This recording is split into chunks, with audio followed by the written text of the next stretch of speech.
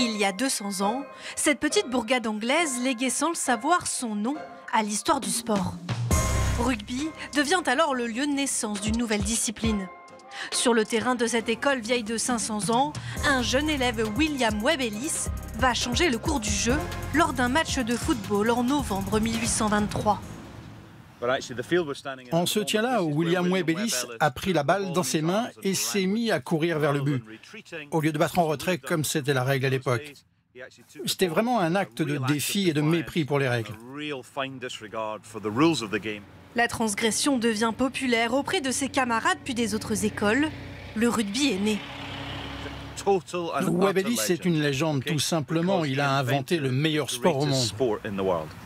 Une invention locale qui fait la fierté de rugby. La ville a même érigé une statue en l'honneur de l'élève, ballon en main évidemment. Pour comprendre l'héritage laissé par le jeune Webb Ellis, il faut suivre les pas de Jenny Hunt, l'archiviste de l'école. Dans ce petit musée, elle conserve les reliques de ce qu'on n'appelait pas encore le rugby. Des casquettes, des maillots, des photographies et surtout les premières règles du sport, écrites en 1845 par 3 élèves de l'école. Ici, nous avons des petits carnets de règles. Les arbitres ne sont apparus qu'à partir de 1870. Alors, s'il y avait des désaccords sur le règlement, le match s'arrêtait et les joueurs sortaient ces petits carnets de leur poche pour les consulter. 37 règles, parmi elles le hors-jeu, le plaquage ou les passes. Mais ce qui va changer à rugby, c'est surtout le ballon. À l'intérieur, c'est une vessie de porc qu'on gonflait à la bouche et pas avec une pompe. Fabriqué par le cordonnier local, le ballon rond s'allonge pour devenir ovale et s'adapter à la pratique de ce nouveau sport. C'était plus simple pour l'attraper et les joueurs voulaient un ballon qui puisse s'envoler au-dessus de la barre transversale et pas en tout comme au foot.